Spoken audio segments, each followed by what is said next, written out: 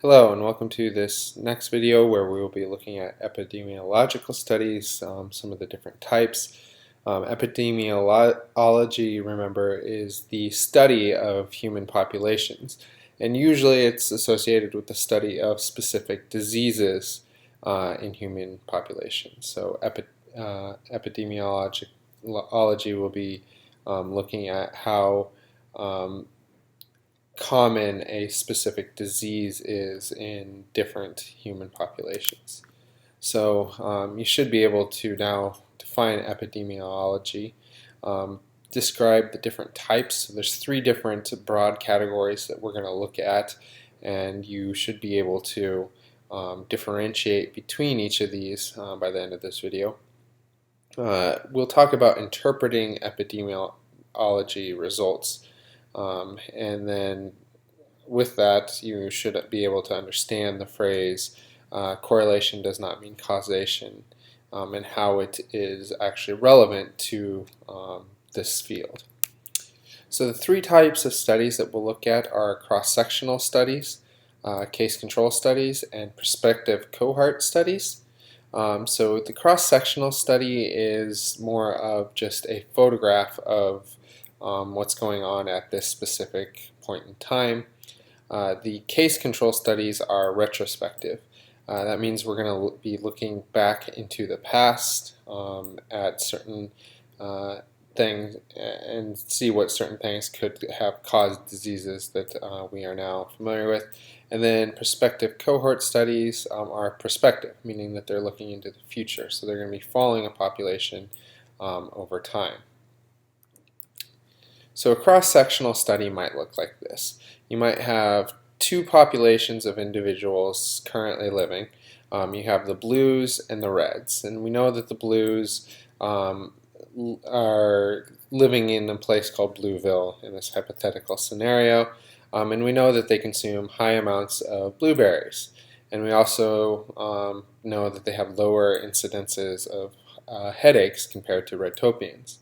Reds, on the other hand, live in Redtopia, consume high amounts of strawberries, and have a higher incidence of headaches compared to Bluevillians. So you can come to conclusions, or such as you might think that strawberries cause headaches, since if you consume them, you have higher amounts. You might come to the conclusion that blueberries prevent headaches. Or vice, and something else you might come to the conclusion based on this is that headaches also cause you to consume higher amounts of strawberries, or not having them causes you to consume more blueberries or something in regard to that. So here you're really taking a snapshot and saying, okay, what is the health of these different populations, and what are these different populations consuming? Now, when you look at these, oftentimes you're going to throw everybody into a group, and it could be that while the Bluevillians are consuming high amounts of blueberries per capita, the people that are not getting headaches could be the ones that aren't consuming blueberries. And similarly, something can happen that with the Redvillians, that you can have a high consumption of strawberries, but it could be that within that strawberry eating population there is a higher amount of headaches. So you can't really control for that with the cross-sectional studies. So a real case scenario of the cross-sectional study, if you've ever heard of the French paradox, where the French consume high amounts of saturated fat but have lower incidences of cardiovascular disease than other people that consume it. Similarly, this would be a type of cross-sectional study. So the French, West Germany, United Kingdom, and Finland all consume similar amounts of saturated fatty acids, but the incidence of cardiovascular disease is much lower in the French compared to Finland or the United Kingdom.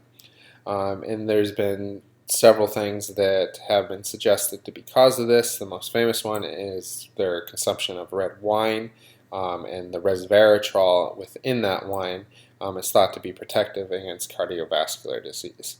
So this is where you're taking a snapshot of these different countries, looking at the incidence of cardiovascular disease at that particular point in time, and looking at how much of different foods they consume.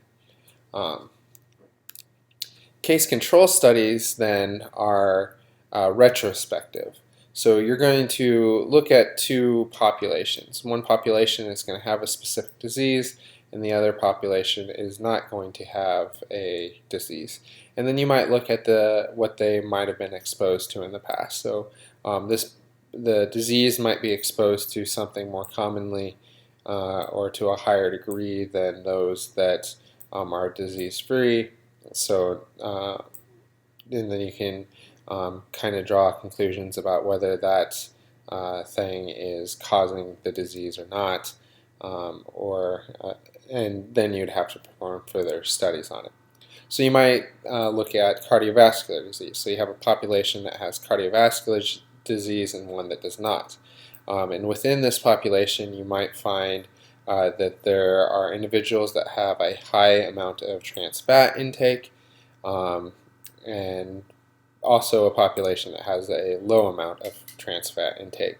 And then within the no cardiovascular, there's a smaller percentage that has the high trans fat intake and a higher incidence. So you would say that trans fat is associated with cardiovascular disease, and you might want to look into different ways that that might actually be happening mechanistically.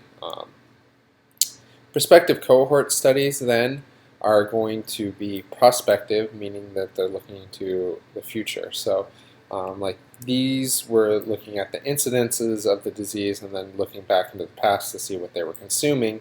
A prospective cohort study is going to look at what they are consuming currently and then follow them over time to see what kind of health outcomes that they might have. So you might have the hypothesis that these individuals will have a lower degree of prostate cancer over time because they're eating red foods compared to blue foods, and you'll be able to see whether that hypothesis pans out depending on what it is. It's different from clinical trials in that you're not actually intervening and making sure that these two populations are consuming one thing or the other. You're just following them as they're going.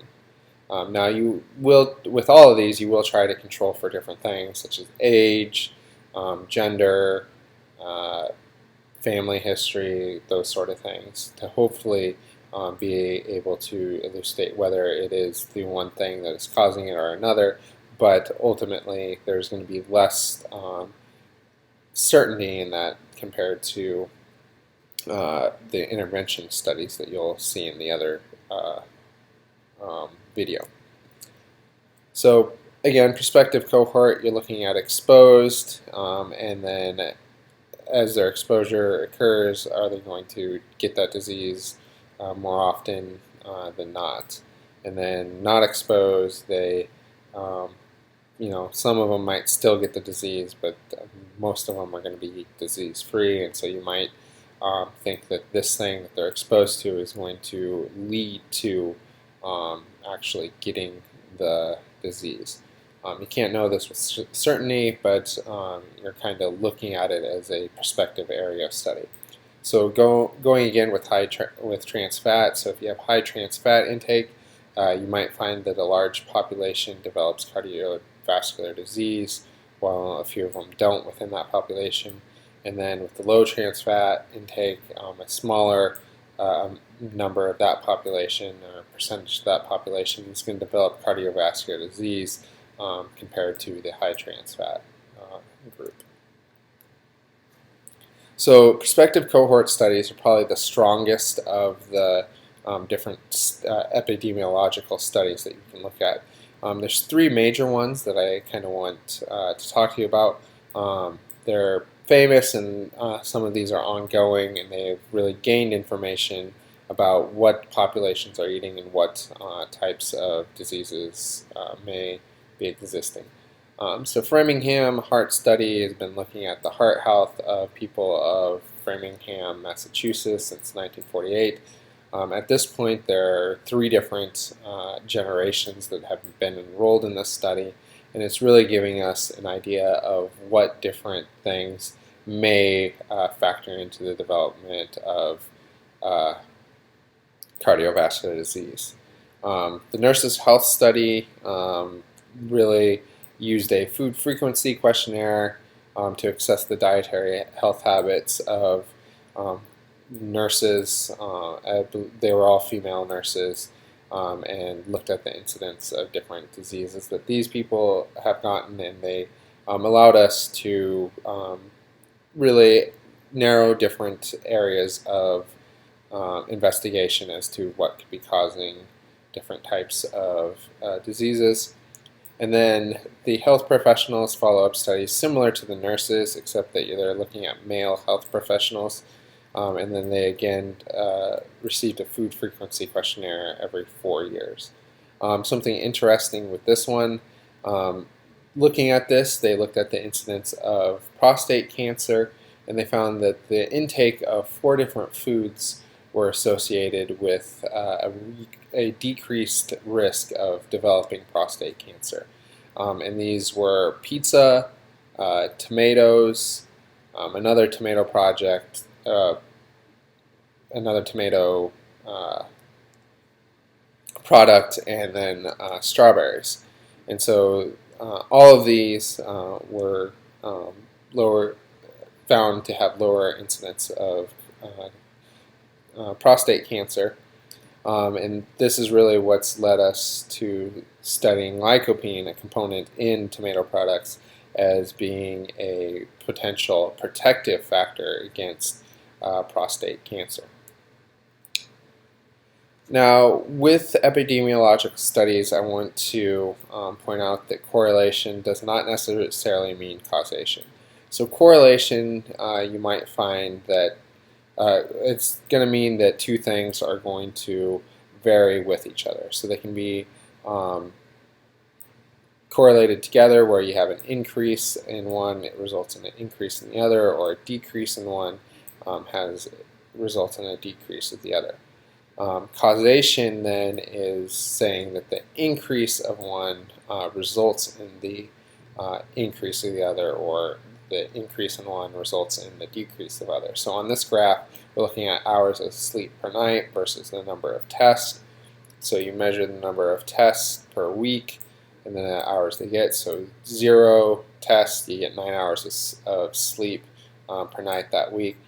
You have 1 test, you lose an hour of sleep. 2 tests, you start losing more, and you find that these are inversely correlated with each other. Now, given how this would have been set up, you couldn't say whether the number of tests causes decreased sleep or decreased sleep causes the number of tests. One is obviously more likely than the other, that the greater number of tests you're going to have in a week, the less hours of sleep you're going to get.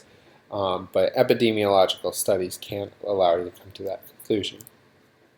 And this could be the reason. So you can have one thing, such as the number of tests per week. You can have another thing, which is the would be the hours of sleep. And you could say that the hours of sleep is causing A, so you're not getting enough sleep, and therefore that's causing more tests. You could be having more tests, which is causing you to get less sleep. Or there could be another factor. Perhaps a teacher is very hard and stressful, and so they're stressing you out, and so that's causing you to get less sleep. So it's not anything to do with you studying, but because the teacher's mean, they're also giving you more tests, and so that the meanness of the teacher could be stressing you out, causing less sleep, and also causing you to have to take more tests. So it's this third factor that's causing both of these things.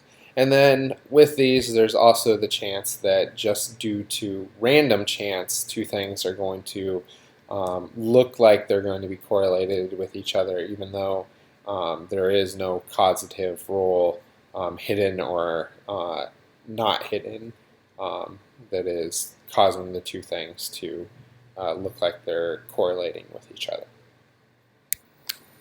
Alright, that's it for this video. Thank you for listening.